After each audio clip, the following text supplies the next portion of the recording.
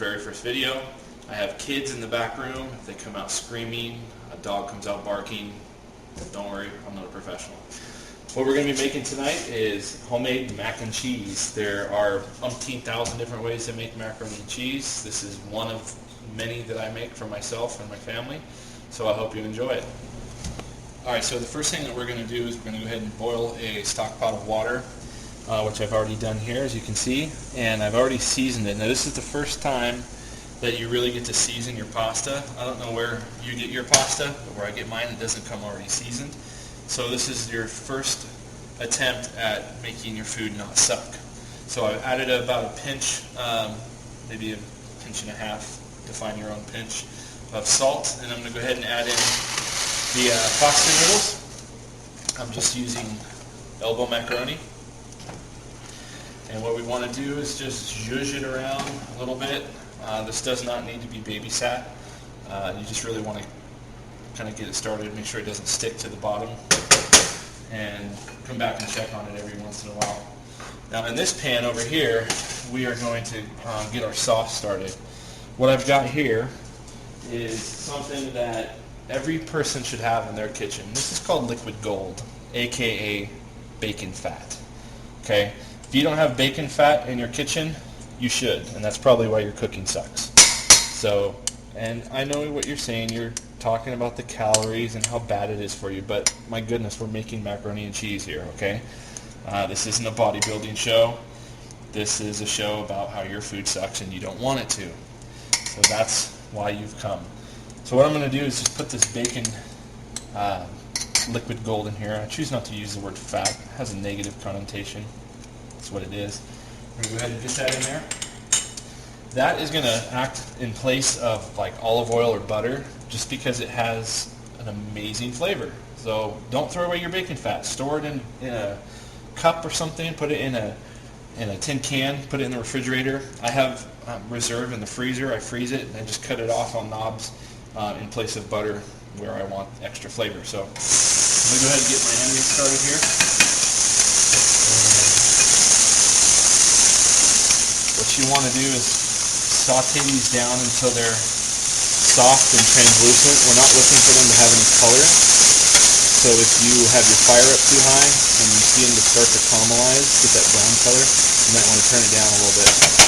Okay, my fire looks to be okay. We're going to go ahead and get that sauteed down, season it with a little bit of salt and pepper, and I'll see you in the next bit. Alright, so the pasta's still cooking away.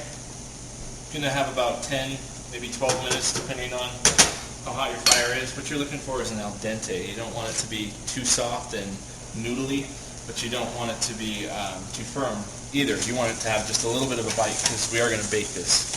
So as you can see, the onions are sauteing down real nice. What I did is I added some salt, pepper, and I threw in a little bit of garlic in there too. And I didn't have quite enough fat in there, so I added just a little squirt of olive oil. That may or may not happen to you. In fact, we are going to add a little bit more because what we're going to do is make a roux to thicken our sauce. So that's probably about 3 tablespoons or so of olive oil. You could use extra of the bacon liquid gold if you want to. And what we're going to do is just add in about, this is 3 tablespoons of flour. Okay.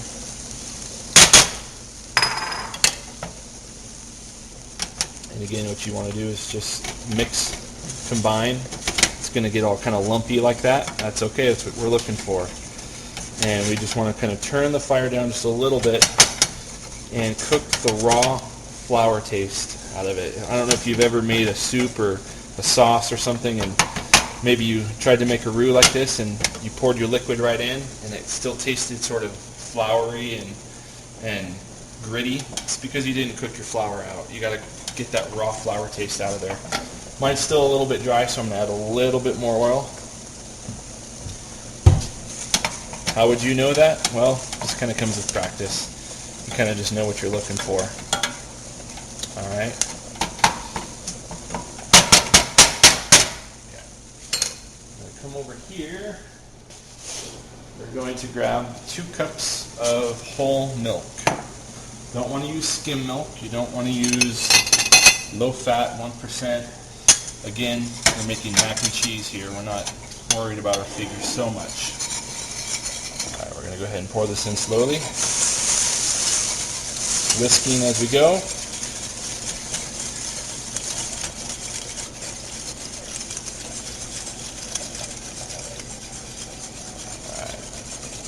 So what you want to do is just work those lumps out. Bring the fire back up to about medium. It's going to take a little bit. That cold milk is seizing up your roux, so it's going to clump up and make little clumps and lumps in your sauce here. That's all right. As the milk gets warmer and comes up to temperature, it will work itself out. Some people even warm their milk up before they pour it in. I'm lazy and I didn't do it, so it's up to you. Okay, we just want to bring this up to a simmer.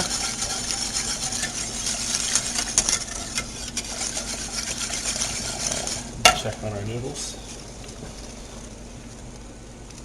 Almost good, almost good. Now, I don't know about you guys, but I grew up on macaroni and cheese. That was my comfort food of comfort foods. I pretty much grew up on the blue box. That was what I lived with, and when I was a teenager, I would put down 2 boxes of those all by myself. Growing boy, football player, what can you say? Learned to restrain myself a little bit more. And I've also learned the art of making your own food. There's just nothing better than making your own sauces, making your own food. Every once in a while I still crave the blue box. Kind of brings back an old nostalgic feeling. But my family has really come to love and enjoy homemade mac and cheese. And like I said, I have many different variations of mac and cheese. Some of them I infuse the milk. At this stage I would take what's called a bouquet garni. It's a real fancy French term for saying I'm taking some cheesecloth and wrapping it inside with some bay leaves and some thyme and some rosemary and some other herbs. Wrap it up and tie it in a knot and throw it in there. And just let it steep for about 15 minutes, and that infuses the milk with all those herbs, and it just really imparts a lot of amazing flavor in your sauce. I'm lazy today. It's 6:30. Kids are hungry. We're not going to do that today. We're just making a basic, simple sauce. So I'm going to let this come up to temperature, and I will show you what's next. All right, it's been about 10 minutes, and my noodles are just where I want them to be. Pull a couple of them out and grab them and squeeze them. Don't burn yourself. But see, that's sort of the texture that you want. It's still, I wouldn't want to eat it like that, but it's just where we want it to be, because again, we are going to be baking these. So we're going to strain these and come over to the sink, put it in the colander. Now, if you're anything like my wife, she gets absolutely disgusted if I put the colander right in the sink, even though my sink is cleaner than most because I clean it with vinegar and baking soda. But this is for my wife's sake. Hi, honey. Thank you. Have a little thing down there to lift it up off of the ground, off of the sink when I'm pouring it. So for all of you clean freaks out there, that one's for you.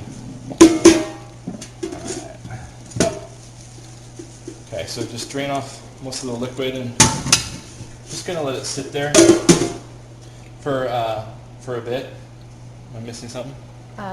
Cold water? Yeah. We want to go ahead and rinse it off. We want it to stop cooking, so I'm going to use cold water. And grab my spoon. Okay, what you're doing is you're shocking it. Essentially, you just want the noodles to stop cooking. They will continue to cook, have some residual heat from the cooking process, so that just kind of cools them off real quick, stops them from getting too tender. Back over to the sauce real quick. You can see that we've got Bubblicious, okay? We want to turn the fire down a little bit. We are just about where we want this to be. I'm going to go ahead and season it now with a couple pinches of salt, a couple pinches of black cracked pepper. I like a lot of pepper in mine. You may not like so much, but I like bold flavors. So, and here's the secret ingredient, okay? This is what's going to set your sauce apart from everyone else's. Basically what we have right now is just a basic white sauce, a bechamel. It's one of the 5 mother sauces of French cooking. And the way that we take that over the top is a little secret. called ground nutmeg. Okay, this stuff right here, I put in my sausage gravy. I put in a lot of sauces that I make, and you don't want to add a lot. You're just gonna, just a little bit, okay? And it may not seem like that is going to make a big difference, but it really, really does. That is going to, it's just that little extra note when you're eating it. You're like, what is that? There's something in there. And most people will not be able to pull it out and figure out what it is. So keep that to yourself. Don't tell anybody. Okay. Now we're going to turn the fire down all the way to low. In fact, I'm actually going to turn it off. Okay, because we're going to add our cheese to it. Come on over here. Let me show you what I got. I'm actually going to use a generic processed cheese sauce. You don't have to do this. My kids like the orange cheesiness and the gooiness, so we're going to go ahead and do that. But here I have, I don't know, maybe a cup and a half of grated aged white cheddar. Okay, this is Tillamook. It's good stuff. Don't get the cheap processed stuff. As I just said, I'm buying processed stuff there. Generally, you want to use good quality stuff, okay? And here's another tip. Don't get the already pre-shredded stuff that comes in a bag. I know it's convenient. I know it's easy. But the thing is that stuff has cornstarch on it, and they put cornstarch on the cheese to make it not clump up and not stick together in the bag, and that will make your sauce really gritty. So if you've ever made any type of cream sauce or cheese sauce, and you've used the pre-shredded cheese, that is why it comes out gritty, and it kind of ruins the sauce. So take a couple extra minutes, pull out your grater, and grate your own cheese, okay? I'm going to go ahead and add this in now, slowly. And again, I turn the fire off. The reason why we do that is because if you have this continue on the fire, boiling, what you're going to do is you're going to separate your cheese. See, cheese has a lot of oil in it. There's still some, it's milk and fat and all that. So if you were to boil this, it would basically separate your cheese. So you'd have part of your sauce be all oil and part of it would be a clumped up mess of cheese, whey, and what have you. Not good eats. Okay. I'm also going to go ahead and set the oven at 350. Make that 375. And as you can see, the kids are starting to come out, so I will be right back. Alright, as you can see, the cheese is melted in the sauce really nicely. No separation, no oily spots. That's exactly what you're looking for. You could actually go ahead and serve this right over the pasta. You could put this over broccoli, cauliflower, a lot of different things. And it's actually a little thick, so after I get this processed cheese in here, I'm going to thin it down with a little bit of water. We're going to go ahead and put about, let's see, 1, 2, 3,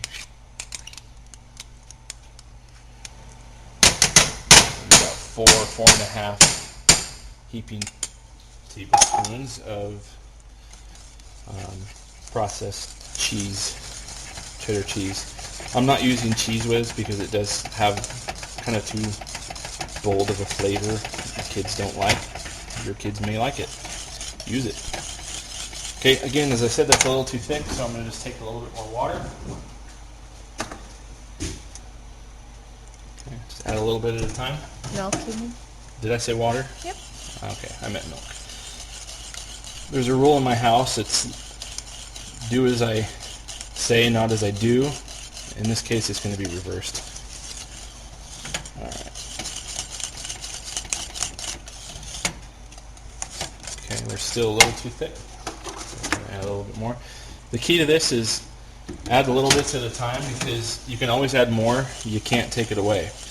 I've made the mistake of dumping stuff in there thinking that it was going to be the right consistency, and it just ends up ruining it. So the age-old rule is go little bits at a time. You can always add more.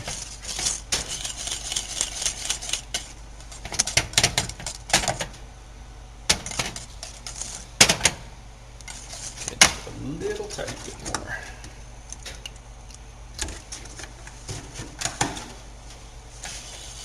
So altogether, that's probably about 2 3/4 cups of milk. if you're one of the measuring type. If you follow my blog and watch some of my videos, you'll quickly realize I'm not the measuring kind. I'm just kind of a throw it in there, so you gotta kind of follow. I'll do my best to keep you informed with measurements. Alright, so that's the consistency that we're looking for. Nice ooey gooey, cheesy. Flavor's impeccable. Okay, so what we're going to do now, got a baking dish over here. Okay, sometimes, in fact, let's do it right now. I say sometimes.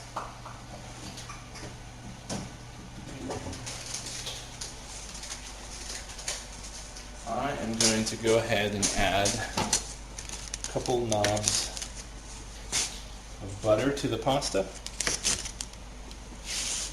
Just because I am looking for some extra calories. I don't know about you, but calories taste good. Alright. Mix that around a little bit. Should have done it when the pasta was warm, but it's going to be fine because it's going to all bake together. So just break the butter up a little bit, mix it around. It's going to give it a little bit more creamy taste.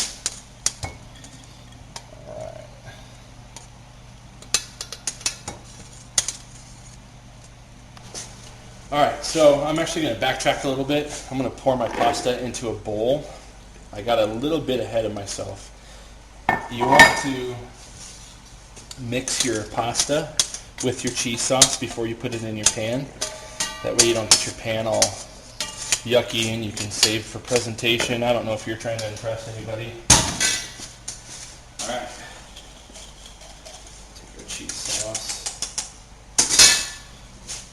Go ahead and just dump that in there. Alright, little bits at a time. Folding, folding, folding.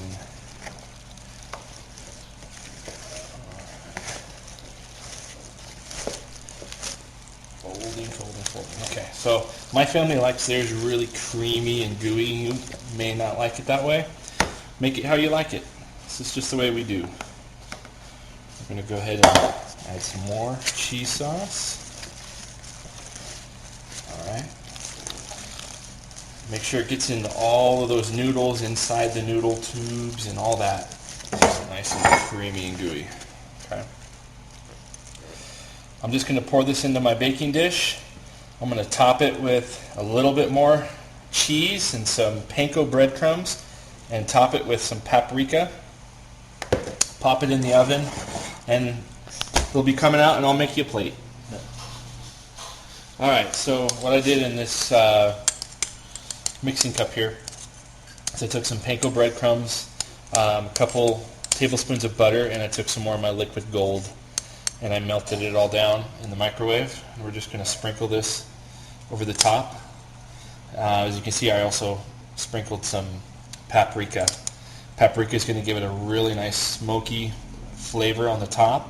It's optional, you don't have to add it. I just think it makes it look good and it definitely makes it taste good as well. So we're going to go ahead and pop this into our oven.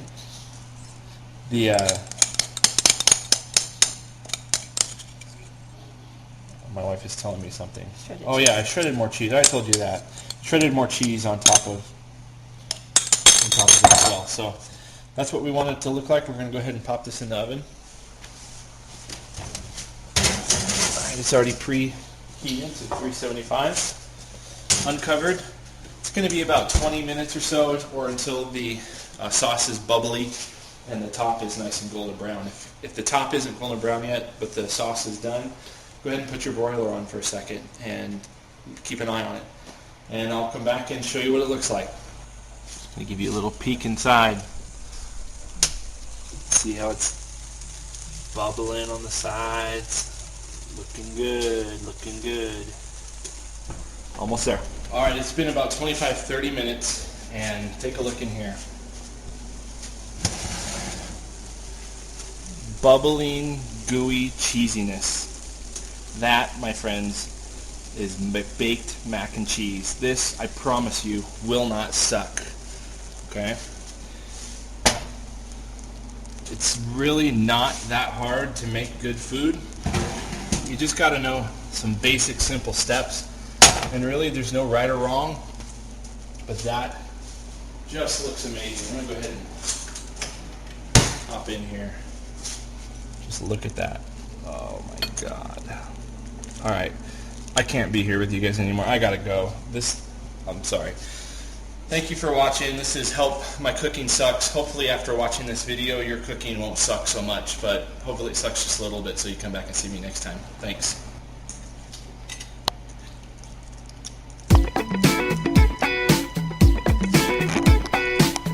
Is it kid approved?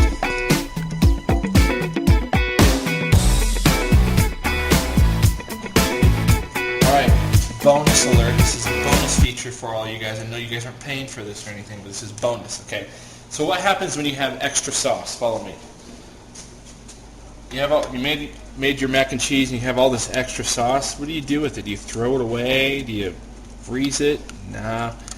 So I kept it warm over a pot of steaming water, which I have my hot dogs in. And I took an old Tostitos chunky salsa jar, cleaned it, sanitized it, and took the wrapper off, and I'm going to go ahead and put this in here so I can use it tomorrow or the next day for broccoli, or you can make more pasta with it or whatever you want. Got the lid, you can throw it in the fridge, and got it even labeled. The sticky stuff came off of the jar, and it still stuck my little label on there. I'm a freaking genius. So this is really cool for saving extra stuff. The other day we made potato and ham soup, and I had extra, so I have these mason jars, and I jarred them. So if you have enough sauce left over for this, go ahead and jar it, and that way you can keep it shelf stable. That's a whole nother show, a whole nother episode rather. But I just wanted to show that to you, a little bonus feature.